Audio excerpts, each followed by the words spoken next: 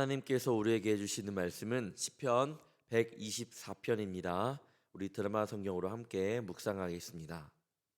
제 124편 다윗의 시 곧 성전에 올라가는 노래. 이스라엘은 이제 말하기를 여호와께서 우리 편에 계시지 아니하셨더라면 우리가 어떻게 하였으랴. 사람들이 우리를 치러 일어날 때 여호와께서 우리 편에 계시지 아니하셨더라면 그때 그들의 노여움이 우리에게 맹렬하여 우리를 산채로 삼켰을 것이며 그때 물이 우리를 휩쓸며 시내가 우리 영혼을 삼켰을 것이며 그때 넘치는 물이 우리 영혼을 삼켰을 것이라 할 것이로다.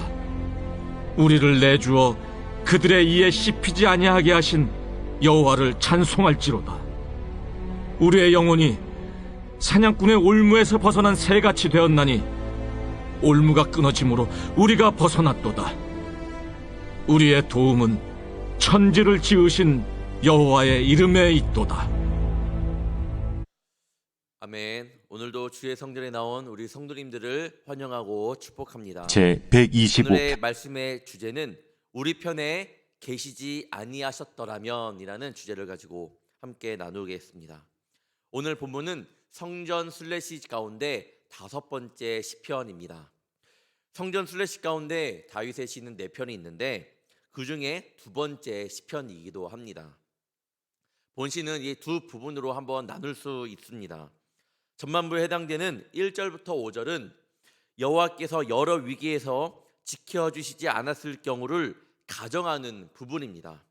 특히 1절과 2절은 만약 뭐뭐 하지 않았더라면 이라는 의미를 갖는 가정법으로 시작하고 있으며 3절부터 5절까지는 시작 때마다 그때에 이렇게 단어를 시작함으로써 만약 하나님께서 이스라엘을 지켜주시지 않았더라면 그때에 대적들이 공격하였을 때 어떠한 일이 일어났을지를 가정하고 있습니다. 6절부터 8절에서는 하나님께서 구원하시는 구체적인 모습을 나타내고 있습니다. 6절을 보면 그들의 이에 씹히지 아니하게 하신 여호와, 7절은 사냥꾼의 올무에서 벗어난 새, 이렇게 구체적으로 표현하고 있습니다. 8절에서는 이렇게 나의 편이 되어주시는 하나님께서 모든 상황 속에서 건져주심에 감사하며 모든 영광을 하나님께만 올려드리는 이 시인의 그런 순전하고도 겸손한 신앙의 모습을 보여주고 있습니다. 이 시간 말씀을 한 구절 한 구절 보며 나아가도록 하겠습니다. 다 함께 1절을 보겠습니다. 이스라엘은 이제 말하기를 여호와께서 우리 편에 계시지 아니하셨더라면 우리가 어떻게 하였으랴. 제가 시편 118편을 말씀을 전하면서 주제를 이렇게 정했다고 말씀드렸습니다. 여호와는 내 편이시라. 우리 하나님께서 나의 편이 되어주심에 얼마나 감사한 일인지 모르겠습니다. 우리 성도님들도 그러한 마음으로 하루하루 살아가고 계신가요? 본시는 성전 순례시라고 하였습니다. 성전을 올라가며 이 시를 묵상하고 찬양했던 사람들의 모습을 떠올려 보면 우리가 주님의 전에 나올 때 어떠한 마음으로 나와야 하는지를 또한 말씀해주고 있습니다. 어떤 일을 가지고 기도하러 성전에 나아갈 때에 주님, 도대체 왜? 주님, 이 힘든 상황 가운데 나를 왜 나에게 이런 일만 일어나는지를 그런 마음으로만 나아가는 것이 아니라 분명한 나의 편이 되어주시는 하나님, 분명한 뜻이 있는 줄 믿습니다. 그런 마음으로 주님의 성전에 나아갑니다. 이렇게 고백하는 우리 성도님들 되시기를 바랍니다. 오늘은 어떤 마음으로 이 자리에 나오셨나요? 때론 내가 가지고 있는 불안과 불평과 그런 불만의 마음, 때로 이해되지 않는 마음을 가지고 나오셨나요? 아니면 그 가운데 해결해 주실 것을 확실히 믿고 그 믿는 마음으로 나오셨나요? 오늘도 기도하며 나아갈 때에 주님의 응답을 반드시 듣고 주님께서 나를 향한 계획을 반드시 고백하며 나아가는 시간 되기를 축복합니다. 2절을 보겠습니다. 사람들이 우리를 치러 일어날 때에 여호와께서 우리 편에 계시지 아니하셨더라면 1절과 같이 또 여호와께서 우리 편에 계시지 아니하셨더라면 이라며 반복해서 말하고 있습니다. 이것은 의미 없는 반복이 아니라 강조입니다. 하나님께서 나와 함께 해주시지 않았더라면 나에게 정말 큰 일이 일어났을 텐데 라는 그런 의미가 되겠습니다. 성경을 보면 정말 말도 안 되는 싸움 가운데 하나님께서 이끌어 가시는 것을 볼 수 있습니다. 특히 기드온의 300명의 용사 아시죠? 기드온의 군사는 불과 300명밖에 없는데 미디안의 군사는 13만 5천 명이라는 그런 대군대가 있었습니다. 물리적으로는 이기기 힘듭니다. 그러나 그때 하나님께서 기드온의 손을 들어주시고 미디안의 연합군들을 자기들끼리 싸우게끔 주님께서 만들어주시고 아주 쉽게 이스라엘 백성들은 이렇게 승리를 거두게 되었습니다. 그뿐만 아니죠. 다윗과 골리앗과의 그 싸움도 말도 안 되는 싸움이었습니다. 하지만 다윗이 이겼습니다. 사울 왕의 시기로 추격을 당하고 있는 상황 속에서도 자신의 또한 아들 압살롬의 반역을 일으키고 있는 상황 속에서도 그런 수치와 굴욕 속에 도피해야 되는 상황 속에서도 하나님께서는 승리케 하여 주시고 주님께서 늘 그와 함께하여 주셨습니다. 그런데 말씀에서만 나오는 하나님께서 하셨다, 하나님께서 모든 일을 이끄셨다, 하나님께서 그들에게 승리를 주셨다라는 것은요, 우리에게도 적용이 되는 겁니다. 하나님의 백성들, 하나님께서 인치신 모든 성도들에게 그런 고백을 하게끔 주님은 만들어 주십니다. 우리에게도 그런 고백을 하기를 원하시고 그렇게 우리의 삶을 이끌어가고 계십니다. 즉 하나님이 아니었더라면 지금의 나는 있을 수 없다라는 고백을 주님께서는 우리 입술을 통하여 하기를 원하십니다. 나의 힘든 상황, 어려운 일들 때문에 그 고백을 못하는 것이 아니라 분명히 나의 편이 되어 주셔서 나에게 좋은 것만을 주시는 주님을 믿음으로 주님, 나의 나된 것은 다 하나님의 은혜였군요, 이렇게 고백해야 될 줄 믿습니다. 그런 고백을 주님께서는 받기를 원하십니다. 여호수아 1장 5절을 제가 읽어드리겠습니다. 내 평생에 너를 능히 대적할 자 없으리니 내가 모세와 함께 있었던 것 같이 너와 함께 있을 것임이니라. 내가 너를 떠나지 아니하며 버리지 아니하리니. 내가 너를 떠나지 아니하며 내가 너를 버리지 아니하리니. 나를 떠나지 아니하시고 나의 편이 되어주시는 우리 주님을 끝까지 믿고 의지하는 저와 여러분이 되기를 축원합니다. 계속해서 시인 다윗은 하나님께서 만약에 우리 편이 되어주시지 않았더라면 겪게 되었을 일을 삼중적으로 표현하고 있습니다. 처음에 말씀드렸던 것처럼 3절부터 5절을 보면 그때에 이렇게 한 번 계속 나오고 있습니다. 3절부터 5절 제가 읽어드리도록 하겠습니다. 그때에 그들의 노여움이 우리에게 맹렬하여 우리를 산채로 삼켰을 것이며 그때에 물이 우리를 휩쓸며 시내가 우리 영혼을 삼켰을 것이며 그때에 넘치는 물이 우리 영혼을 삼켰을 것이라 할 것이로다. 그때를 3번 반복해서 말을 하고 있습니다.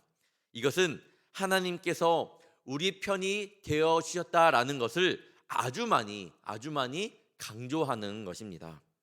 그런데 여기서 잘 보아야 할 것이 있습니다. 하나님께서 우리 편이 되어 주시지 않았더라면 어떤 일이 벌어진다는 것인가요? 3절을 보면 우리를 산채로 삼켜버린다라고 말씀하고 있는데 우리의 무엇을 삼킨다라는 것인가요? 4절과 5절에 아주 잘 나와 있습니다. 4절과 5절을 보면 4절에서는 우리의 영혼을 삼킨다라고 말씀하고 있고요, 5절에서도 우리의 영혼을 삼켰을 것이라고 말씀하고 있습니다. 하나님께서 나와 함께 해주시지 않는다면 결코 내 일상이 무너지거나 그냥 나의 상황이 무너지는 것이 아니라 나의 영혼이 삼킴을 당한다라고 말씀하고 있습니다. 즉 하나님이 나의 편이 되어주시지 않는다면 나의 영혼이 사탄 마귀에게 삼킴을 당하는 것은요, 순식간입니다. 아주 순식간이에요. 꽃집에 예쁜 꽃이 뿌리가 가위로 잘린 채 물통 속이 놓여져 있습니다. 다른 화분에는 예쁘지는 않지만 뿌리까지 살아있는 꽃이 심겨져 있습니다. 어느 꽃이 생화인가요? 예쁘지는 않지만 뿌리까지 살아있는 꽃이 바로 생화입니다. 우리는 살아가면서 외모만 보고 판단합니다. 그 좋은 환경만 보고 상황만 보고 판단합니다. 하지만 그 가운데에 죽어있는 영혼이 얼마나 많은지 아시나요? 우리 영혼이 삼킴을 당한 채 살아가는 이들이 굉장히 많다라는 겁니다. 그런데 잘 몰라요. 심각하게 받아들이지도 않습니다. 교회는 없나요? 교회도 예외가 아닙니다. 그러면 우리 성도님들의 영혼은 어떤가요? 내 영혼은 안전한가요? 죄가 들어와도 죄인지 모르고 자꾸만 남을 비방하고 증오하고 싫어하기만 하지 않나요? 현재 내가 처한 상황 속에서 감사보다는 불평, 불만 그런 것밖에 나오지 않나요? 그런 분들이 계신다면 정말 내 영혼을 돌아볼 줄 알아야 합니다. 주님 앞에 회개함으로 반드시 나아가야 합니다. 우리가 감당하지 못할 시험을 결코 허락하지 아니하시는 분이 주님이심을 또한 믿어야 합니다. 이사야 59장 2절을 보면 사탄 마귀의 최종 목표를 우리는 알 수 있습니다. 오직 너희의 죄악이 너희와 너의 하나님 사이를 갈라놓았고, 우리의 죄가 우리의 죄를 이끄는 이 사탄 마귀를 통하여 그들이 우리를 결국에 이끄는 최종 목표는 너희와 하나님 사이를 갈라놓는 것, 나와 우리 하나님 사이를 갈라놓는 것입니다. 우리의 영혼을 돌아보고 나와 하나님 사이의 관계를 돌아볼 때에 혹여나 틀어진 것이 있다라면, 내 모습에서 아직까지 죄에서 벗어나지 못한 모습이 있다면 주님께로부터 나아가는 저와 여러분이 되기를 바랍니다. 다시 한번 회복의 역사가 우리 성도님들 삶 가운데, 여러분의 그 상황 가운데 일어나기를 간절히 소망합니다. 6절에서 8절 하나님께서 구체적으로 어떻게 도와주셨는지를 노래하고 있습니다. 6절을 보겠습니다. 우리를 내주어 그들의 이에 씹히지 아니하게 하신 여호와를 찬송할지로다. 이에 씹히는 게 상당히 아픈 거 아시죠? 혀를 씹거나 해본 그런 경험들이 한번 있을 겁니다. 이에 씹히면 상처가 납니다. 아기한테 물려도 아파요. 아기한테 물려도. 그런데 오늘 말씀에서는 이에 씹히지 아니하게 하신다라고 말씀하고 있습니다. 즉 우리에게 조금만 상처도 입히지 않는다라는 하나님의 말씀입니다. 얼마나 위대한 말씀인가요? 조그맣게 살짝 물려도 아프고 살짝 물려도 자국이 남는데 이에 씹히지 아니하게 하신다라고 말씀합니다. 우리에게 어떠한 고통도 작은 고난도 우리에게 허락하지 아니하겠다라는 하나님의 말씀입니다. 다윗은 절체절명의 위기에서 벗어남을 또 이렇게 노래하고 있습니다. 7절입니다. 우리의 영혼이 사냥꾼의 올무에서 벗어난 새같이 되었나니 올무가 끊어짐으로 우리가 벗어났도다. 사냥꾼의 손에서 한두 번은 피할 수 있을지는 몰라도 집요한 사냥꾼의 올무에서는 언젠간 걸려들게 되어 있는 것이 새의 운명입니다. 어떤 동물도 올무에 붙잡히면 거기서 쉽게 헤어나오지 못합니다. 오히려 올무에 조금이라도 걸리면 움직이면 움직일수록 그 올무가 조여옵니다. 그러나 다윗은 비록 사냥꾼의 올무에 붙잡힌 바 된 새처럼 인생이 위기에 처해 있을지라도 하나님은 그 올무를 끊으시고 자유케 하실 것이라고 선포하고 있습니다. 우리의 영혼을 갉아먹고 있는 올무가 있다면 내가 그 올무를 피하려고 발버둥 치는 것이 아니라 끊어내야 합니다. 완전히 잘라버려야 합니다. 이는 내 힘으로 할 수 없고 오직 예수님의 십자가의 보혈로만 가능한 줄 믿습니다. 이것이 꼭 사람이 아니어도 우리 속에 있는 잘못된 욕망일 수 있고 바르지 못한 습관일 수 있고 나의 잘못된 성격일 수도 있고 과도한 세상 가운데서의 경쟁심일 수도 있습니다. 또한 세속적인 가치관일 수도 있습니다. 그것이 무엇이든 간에 우리를 얽어매고 있는 모든 것을 십자가의 보혈을 의지하여 반드시 끊어버리는 우리 성도님들 되시기를 축원합니다. 시인 다윗은 올무에 매인 새와 같은 상황에 있었을지라도 거기에서 벗어나게 해주신 분이 누구인지를 확실하게 말씀하고 있습니다. 8절을 보겠습니다. 우리의 도움은 천지를 지으신 여호와의 이름에 있도다. 천지를 지으신, 작은 개념으로 말하면 우리의 백성을 지으신, 더 작은 개념으로 말하면 나를 지으신. 바꿔 한번 읽어보겠습니다. 우리의 도움은 나를 지으신 여호와의 이름에 있도다. 다윗은 하나님께서 자신의 편이 되어주신 것을 단 8절로 완벽하게 말하고 있습니다. 때론 우리가 하나님을 원망할 때가 굉장히 많습니다. 상황, 왜 우리 자녀가, 왜 우리 남편이, 하나님 왜 제가, 왜 우리 가정이, 왜 우리 부모님이, 이렇게 왜 우리 회사가.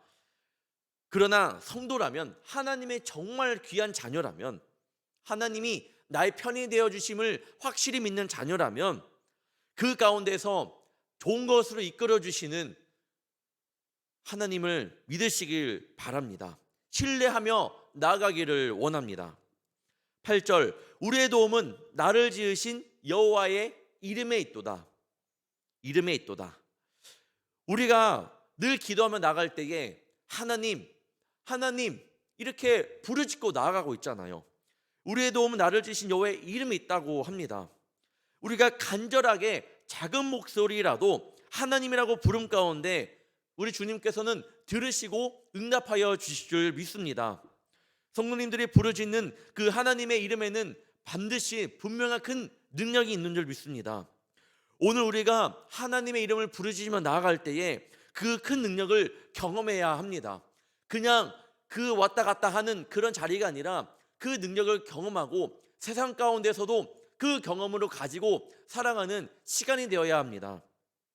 우리는 세상 앞에 나아가는 주의 군사입니다. 세상 가운데 지는 자녀가 아니라 세상을 승리하기 위해, 세상 가운데서 이기기 위해 나아가는 주의 군사입니다. 오늘 하루 살아갈 때에 나의 편이 되어주신 주님, 그 이름만 부르도 그 능력의 주님을 의지하며 나아가 승리하는 저와 여러분이 되기를 축원합니다. 이제는 우리도 하나님의 편이 되어야 합니다. 하나님만이 나의 편이 되어 주시기를 간구하는 것이 아니라 나도 하나님의 편이 되어서 강력한 마음을 가지고 주님 주시는 이 힘찬 마음을 가지고 주 앞에 나가서 세상 가운데 승리하는 경험을 하기를 원합니다. 여호와 니시, 승리 하나님을 경험하기를 소망합니다. 저와 한번 다 같이 따라해 보기를 원합니다. 하나님 내 편이 되어 주셔서 너무나도 감사합니다. 오늘 하루도 반드시 승리할 줄 믿습니다. 아멘. 오늘도 나의 편이 되어 주시는 그 하나님을 의지하며 세상 가운데서 힘든 일이 있어도, 슬픈 일이 있어도, 때로는 그렇게 나를 억누르고 도저히 일어날 수 없는 그런 상황이 나에게 올지라도 나의 편이 되어 주시는 그 주님만을 생각하며 오늘 하루도 승리하는 저와 여러분이 되기를 주님의 이름으로 축원합니다. 기도하겠습니다.